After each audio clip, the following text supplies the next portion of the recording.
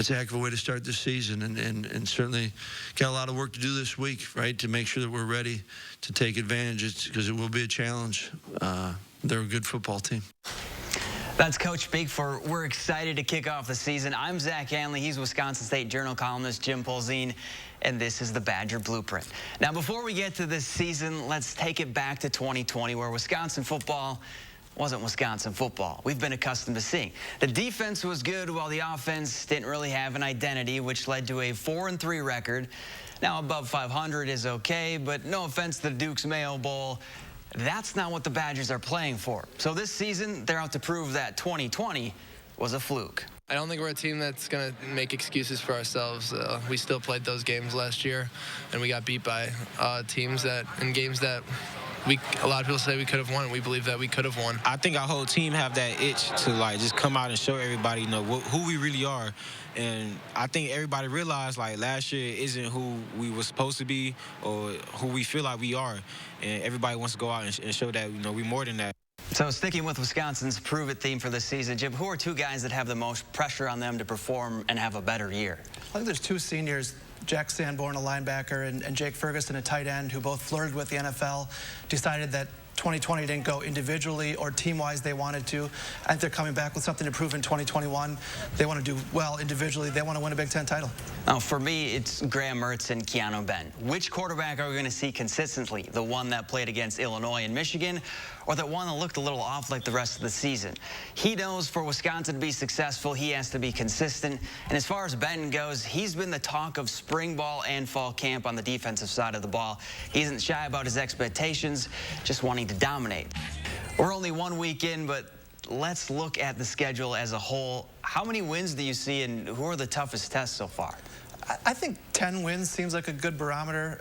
It starts off really tough. Penn State at home, Notre Dame in the third game at Soldier Field, Michigan in early October.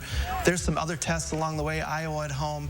Rutgers and Illinois are road games against teams that I think are trending upward. So you look at the schedule as a whole, I think it's favorable because a lot of the tough games are at home, but there's still a lot of landmines in there. On paper, I could see 10 or 11 wins. Penn State is going to be tough, but it's at home. Same thing with Iowa and Northwestern. To me, the big one is Notre Dame, but I wouldn't sleep on Army either. It's just going to come down to, can that offense be consistent?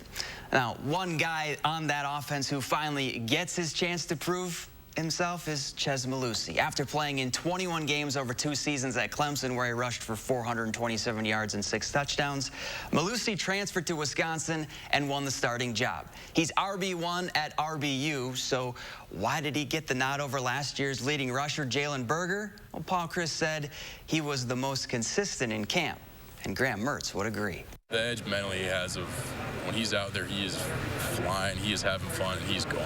And he's truly playing loose, playing free, and he does a great job of truly seeing that, trusting it, just freaking hitting it. So it's been, he's done a great job this camp.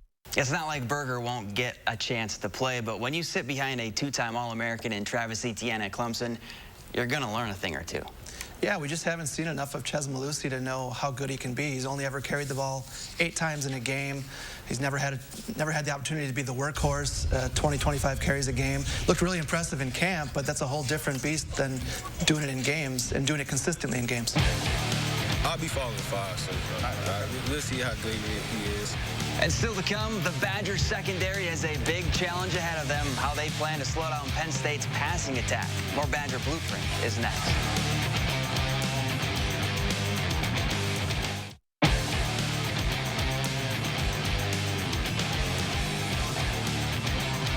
When Penn State quarterback Sean Clifford is on, the Nittany Lions are tough to beat. In 2019, Clifford threw for 23 TDs and led his team to 11 wins. In 2020, he wasn't. 10 turnovers in the first 5 games translated into an 0-5 start. He's back under center this year, and the Badgers aren't putting much stock into his struggles last year. Look at last year. It was a crazy year. But, he had his ups and downs. But, then you look at the year before, he won 11 games as a starter for them. And so he's obviously proven himself in the Big Ten, played against a lot of good teams. You could just tell he grew a lot from one year to the next, and hopefully he regressed. I doubt that usually doesn't happen for quarterbacks, but he can have a great year after week 1. This guy's experienced, he's played in big games, and like the Badgers, he has something to prove too. Yeah, it was a weird season for Clifford and Penn State last year. They lost their first 5 games. As you mentioned, he wasn't very good, had, I think, 9 interceptions in that span. But they won their last 4, and he was a lot better, and the big reason was he took care of the ball. Jim Leonard also mentioned yesterday that, he likes to run the ball. He likes to get hit. So that's something that the Badgers have to watch, kind of a dual threat guy. Not to mention he has weapons to throw to, too. 2 guys to watch for, number 3 and number 5. Jahan Dotson and Parker Washington combined for 88 catches and 14 TDs in 2020.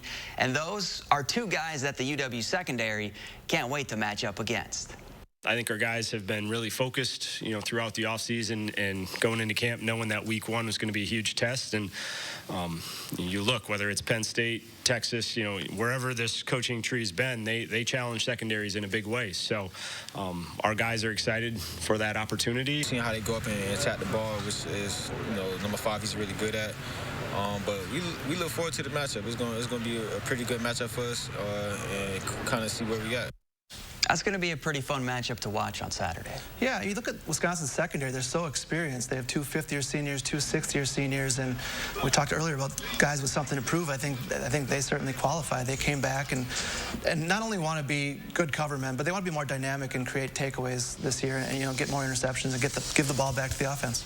Now, on the other side of the ball, Penn State always seems to be tough, stout on defense, and this year looks to be no different. Yeah, Penn State really, the thing they needed to plug some holes, and they added some transfers. Arnold Ibiketti is a defensive end from Temple. Derek Tangelo is a defensive tackle from Duke. So those 2 plug the holes up front. And then they're really good in the back end, too. Jaquan Brisker is a really good safety. They're good at linebacker. So, yeah, Wisconsin's going to have its hands full moving the ball against this Penn State defense. And still to come, it's time to make our picks. Will Wisconsin start the year 1-0? Find out next on the Badger Blueprint.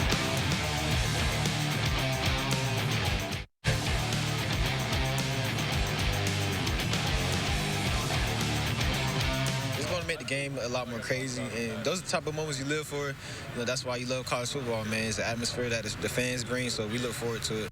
It's been a long time since Camp Randall was rocking with fans, but that changes this Saturday. For the first time in 651 days, fans will be back in Camp Randall Stadium. It's going to be loud, it's going to be wild, and it's something that some of these Badger players haven't even experienced yet. Guys like Nick Herbig, you started an entire year of football, but you never played in front of a full Camp Randall, and you start joking with him a little bit, going, "Can you handle that? Like, are you going to be okay, or are you going to go take a step back?" I think not only us, but everyone in Madison. I think this is what everyone's been waiting for a year and a half. They had this date circled in their calendar, and it's going to be up to us to make it a heck of a Saturday in Madison. Wisconsin is 1-6 in its last 7 games against Penn State. Paul Chryst hasn't won as a head coach against them. Jim, does that change on Saturday? I think it does. I think early in the season, this team's going to have to win some grinders, low-scoring games, and I think they will. I think they'll be energized by the fans, especially the defense. I'm saying 17-13 Wisconsin. Now, UW has won its last 25 home openers. That number gets to 26. The fans will give them an extra boost, like you said, Badgers by a touchdown. And that's it for this week's Badger Blueprint. For Jim Polzine, I'm Zach Hanley. We'll see you next time.